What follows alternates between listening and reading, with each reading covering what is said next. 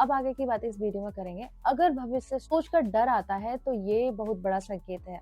डर कभी झूठ नहीं बोलता है, आसक्ति झूठ बोल सकती है, उम्मीद झूठ बोल सकती है, लेकिन अंदर का डर शरीर और आत्मा दोनों का अलार्म होता है। जब रिश्ता डर पैदा करे तो उसका मतलब है आप सुरक्षित महसूस नहीं कर रही हैं।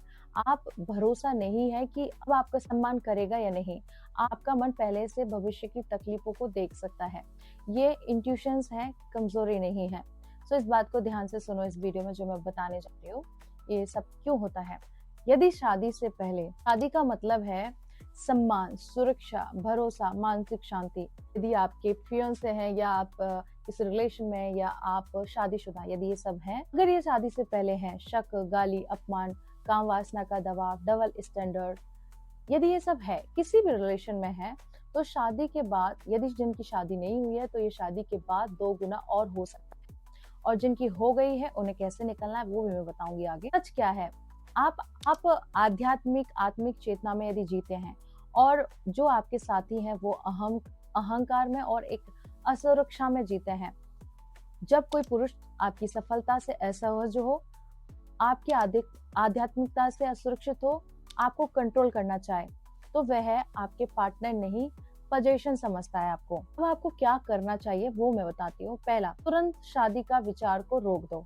जिनकी यदि शादी नहीं हुई है तो कोई भी दबाव स्वीकार मत करो, क्योंकि ये आपकी चेतना को दबा देगा, ये आपकी आध्यात्मिकता को दबा देगा, ये आपकी पूरी लाइफ को बेकार बना देगा। इमोशनल डिस्टेंस बनाओ, कम बात करनी है और कम प्रतिक्रिया देनी है। तीसरा है, आप ऑब्जर्व करो, क्या वह खुद बदलने की कोशिश करता है या करती है। अगर वह, यदि आपको कोई खोने से भय से नहीं बदलता है तो वो कभी नहीं बदलेंगे। आध्यात्मिक सत्य इसका यही है, महादेव आपको डर में नहीं ढकेलेंगे। अगर वह सही इंसान है, आपको शांति मिलती है। ईश्वर संकेत शांति से देते हैं, डर से नहीं देते हैं। यदि आपको किसी भी प्रकार का कोई संकेत अनुभव भी होता है तो भगवान आपको इस तरह से संकेत देते हैं। सबसे महत्वपूर्ण बात क्या है, आप आर्थिक रूप से यदि मजबूत हैं, आप आध्यात्मिक रूप से भी जागरूक हैं। डर में शादी करना अपने भविष्य को जानबूझकर कठिन बनाना है। कहावत है ना, आ बैल मुझे मार, या खुद पैरों पे कुल्हाड़ी मारना वाला सिचुएशन हो जाएगा, क्योंकि उसके बाद आपकी लाइफ में कुछ ग्रोथ नहीं होगी। जो ग्रोथ है वो डिग्रोथ में आ जाएगी। अब एक सवाल बहुत जरूरी है। अब एक और बात, यदि आज आप ये बात सोचते हैं कि आप उनसे दूर हो जाओ, आपको ज्यादा दर्द होगा या राहत मिलेगी? तो ये आपके अंदर से आप अपने आप से प्रश्न करें और उत्तर दें। पहली बात बहुत गहरी समझो, कोई व्यक्ति अच्छा हो सकता है, धर्म कर सकता है, भक्त हो सकता है, कुछ भी हो सकता है, लेकिन फिर भी व्यवहार में अपरिपक्व, असुरक्षित और टॉक्सिक हो सकता है।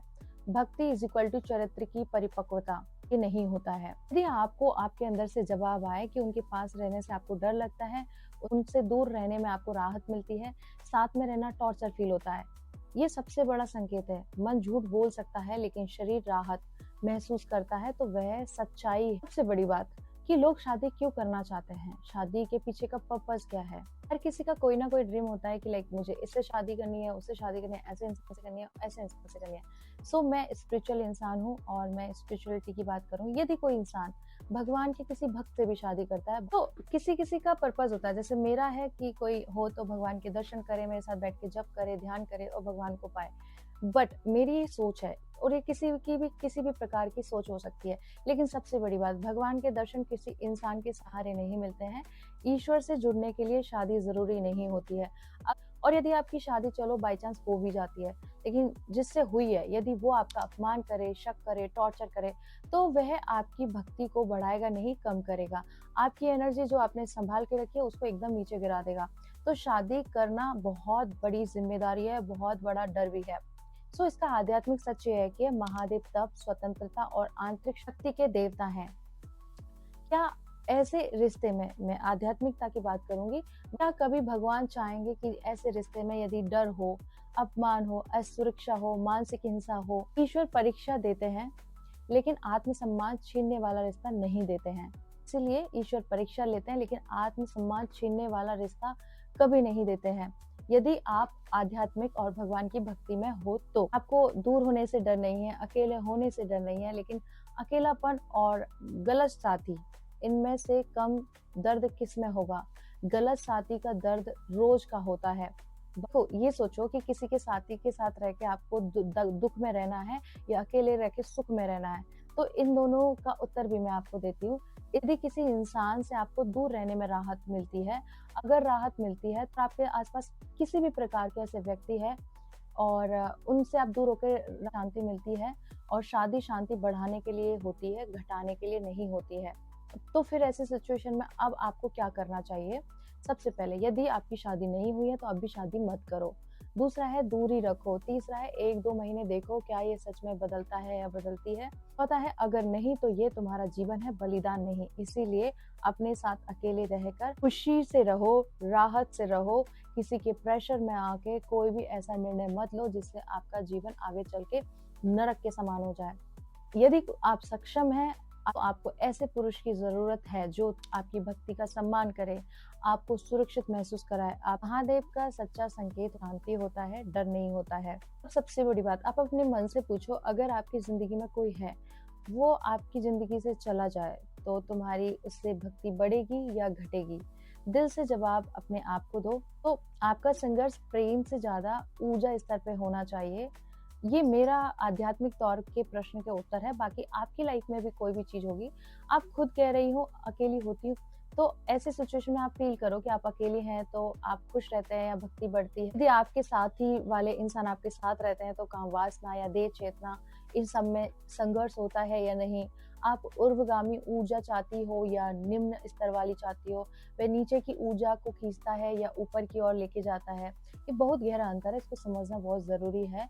ऊर्जा 2 दिशाओं में चलती है, ऊर्ध्वगामी ऊपर उठती है, दूसरी अधोगामी नीचे गिरती हुई। तो आप एक ऐसी स्त्री हैं जिनके जीवन में तप है, ध्यान है, व्रत है, तीर्थ की शुद्धि है, ऊर्जा ऊपर उठाने की दिशा में है। और यदि कोई व्यक्ति जिसके लिए आपको फोर्स किया जा रहा है या आप चाहते हैं या कुछ भी, यदि वो देह में है, काम वासना में है, अहंकार में है, सोचकर यदि आपको भविष्य सोचकर डर आता है तो ये बहुत बड़ा संकेत है। डर कभी झूठ नहीं बोलता है, आसक्ति झूठ बोल सकती है, उम्मीद झूठ बोल सकती है, लेकिन अंदर का डर शरीर और आत्मा दोनों का अलार्म होता है। तो सबसे बड़ी बात है, जब रिश्ता डर पैदा करे तो उसका मतलब है आप सुरक्षित महसूस नहीं कर रहे, आपको भरोसा नहीं है कि वह आपका सम्मान करेगा या नहीं। आपका मन पहले से ही भविष्य की तकलीफ देख सकता है। जानकारी अच्छी लगी है तो इस वीडियो को शेयर कीजिए। मेरे साथ बोलिए ओम नमः पार्वती पते, हर हर महादेव, शिव शंकर।